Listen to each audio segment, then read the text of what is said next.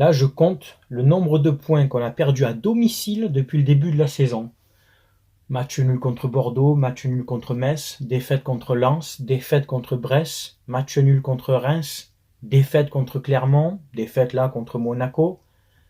On doit bien être une vingtaine de points, les gars, facilement. Salutations à toutes et à tous, Steve, supporter of Marseille. J'espère que vous allez bien. Si tu es nouveau sur ma chaîne, nous te souhaitons tous la bienvenue.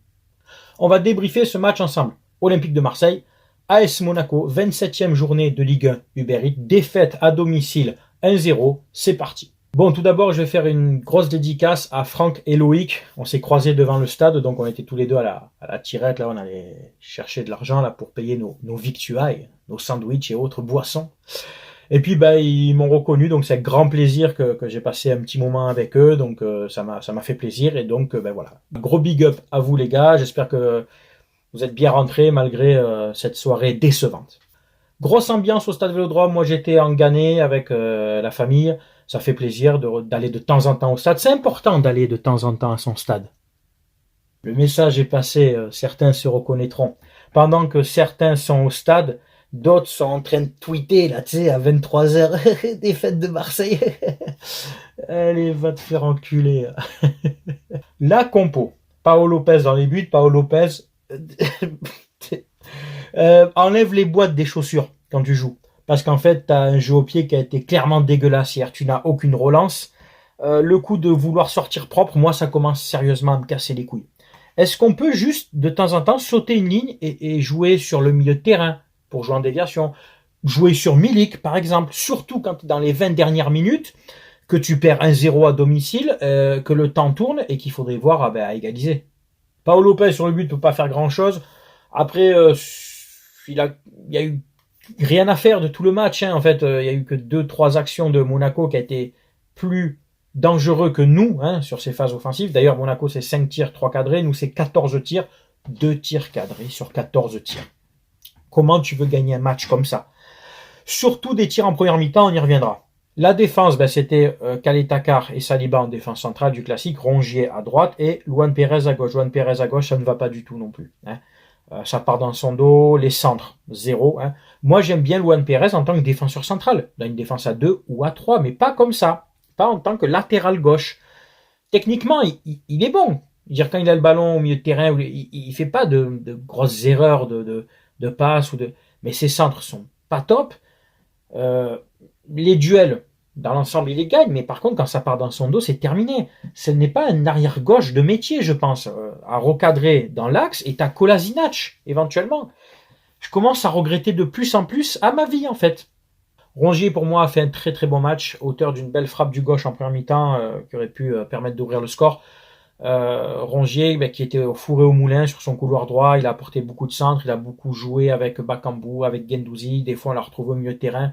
Rongier, c'est le joueur un peu que tu trouves de partout, qui se bat, 3 poumons, qui gagne ses duels, voilà, remplacé à 10 minutes de la fin par Paul Lirola, comme d'ailleurs Luan Pérez qui a été remplacé au même moment par Kolasinac. Bon, ce sont des changements poste pour poste qui n'apportent pas une plus-value offensive, encore que Lirola est quand même un joueur assez offensif, mais on reviendra sur le cas Lirola dans ce schéma tactique.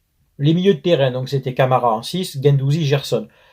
Gerson qui était un milieu droit pour un gaucher, c'est impeccable, change rien, sans pas, et qui a fini même à un moment ailier droit quand même. Il a joué au poste de under, Gerson. Il y a des gros problèmes mentaux là, Sampaoli. Moi, j'en veux pas à Gerson qui n'ait pas fait un top match. Tu le mets dans une place qui n'est pas la sienne. Et c'est là où je rebondis sur Lirola. Tu peux mettre Rongier si tu veux en arrière droit, pas de problème. Et un cran plus haut, tu mets Lirola qui va être beaucoup plus offensif. Lirola qui va vite, qui a une bonne qualité de centre quand même, qui gagne ses duels, qui est assez technique. En plus, je trouve balle au pied. Mais c'est vrai qu'il défend très mal. Donc, pas de problème. Pars sur un 4-4-2 avec Rongier arrière droit, Lirola ailier droit, quand t'as pas Under, par exemple. Pourquoi tu mets Gerson? T'as quoi avec Gerson? Tu lui dois de l'argent? C'est un membre de ta famille éloigné? Je sais pas, il y a quoi avec lui? Ça va pas du tout. La compo de base, on était sur une sorte de 4-3-3 avec Bakambu à droite et Payet complètement encore à gauche au début. Ça aussi, ça gonfle tout le monde. Et Milik devant, Milik a eu très peu de ballons, bon le peu qu'il a eu dans la surface, moi j'étais au stade, on n'a pas les ralentis et tout, on me dit qu'à un moment il y a eu faute sur Milik, vrai ou pas, vous me donnerez votre avis, on va pas se raccrocher à ça. Parce que on a eu des occasions, Bakambu on a eu, mais ça tricote, passement de jambe, frappe avant, plein d'occasions dans la surface où on doit tirer, ça veut pas. Ça simple, 2 frappes cadrées les gars, 2 frappes cadrées sur 14, c'est trop peu. Camara, Guendouzi, pour moi, ont fait un très bon match, notamment Camara au milieu de terrain, qui aurait dû peut-être quelquefois redescendre un peu, s'intercaler entre 2 défenseurs centraux, euh, pour permettre peut-être justement à Luan Pérez d'être un peu plus sur le milieu de terrain, mais bon, ça après ce sont des placements tactiques. Il a quand même fait un très bon match Camara, Guendouzi aussi, qui a eu aussi une action en première mi-temps de frappe. Mais en deuxième mi-temps, ce qu'on a beaucoup vu et ce qui est récurrent avec cette équipe, c'est qu'on ne sait pas après créer du jeu. On ne sait pas revenir dans un match. Tu as l'impression que tu peux jouer 2 heures comme ça. Tu ne marqueras pas. Je te jure, hein, c'est vrai ou pas? Est-ce que tu as ce ressenti? Tu peux jouer 2 heures, tu ne marqueras pas. Il n'y a pas de fond de jeu. On s'appuie sur l'exploit individuel, éventuellement de Payet, éventuellement de Milik. Dieng est rentré à la place de Bakambu. J'ai pas compris ce changement non plus parce que tu fais du poste pour poste.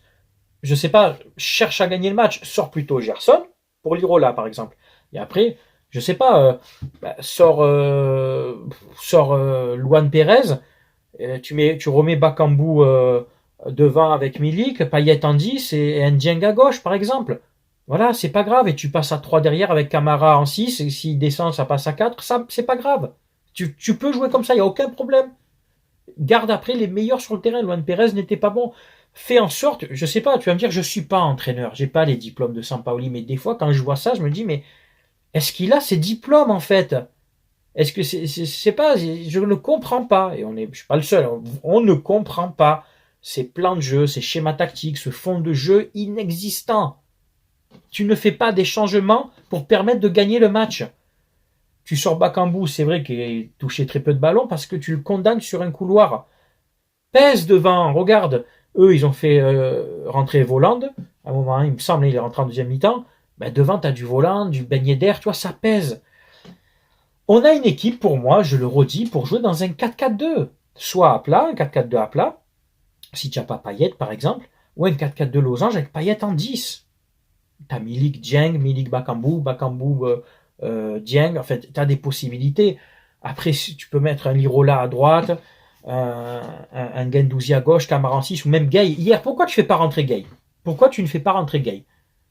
Tu sens qu'à 10 minutes, un quart d'heure de la fin, Guendouzi ou Camara sont cuits. Fais rentrer Gay, en fait, pour apporter un peu de peps, de fraîcheur au milieu de terrain. En plus, bon, il se projette vers l'avant, il a une bonne frappe de balle. Je comprends pas, tu fais rien pour gagner les matchs depuis un moment, en fait. Tu subis le jeu. On dirait que tu n'as pas de caractère, sans parler. Enfin, si tu as du caractère pour gueuler toujours sur ton banc de touche, ça aussi, je passe pour un débile, en fait.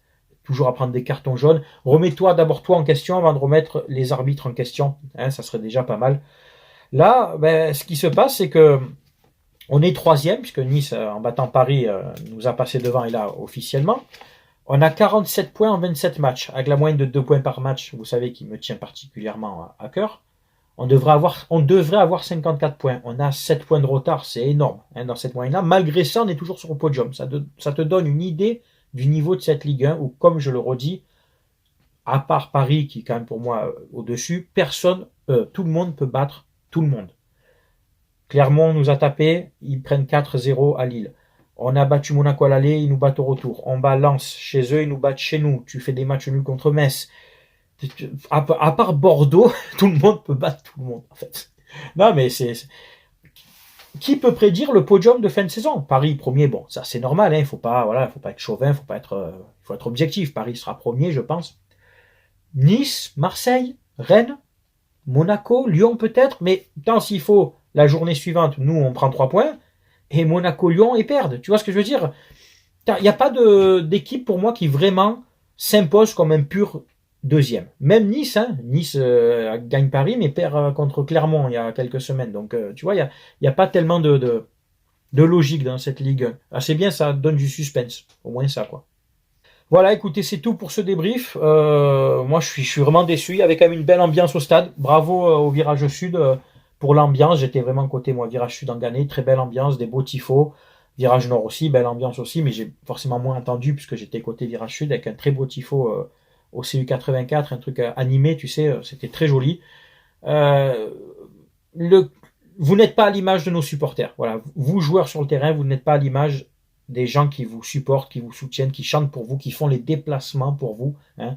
Je pense même par exemple à Colette des Dodgers qui a donné le coup d'envoi aussi avec deux autres filles, dont une fille, j'ai oublié le nom, je m'en excuse, des MTP, voilà, des vraies supportrices là, tu vois, qui sont là depuis des années. Vous ne leur rendez pas en fait, vous ne leur rendez pas et c'est vraiment lassant quoi, c'est agaçant même. Voilà. C'est tout pour ce débrief. J'espère qu'il t'a plu. C'est bien entendu à toi de commenter, de donner ton avis, que tu sois supporter de l'OM, de Monaco ou d'une autre équipe. Tu sais qu'avec nous, on respecte les avis de chacun. Si toi-même, dans ton commentaire, tu es respectueux des autres. Voilà. C'était Steve, supporter of Marseille. Merci d'avoir regardé ma vidéo. Portez-vous bien. Passez une bonne semaine. À très bientôt. Ciao, ciao tout le monde.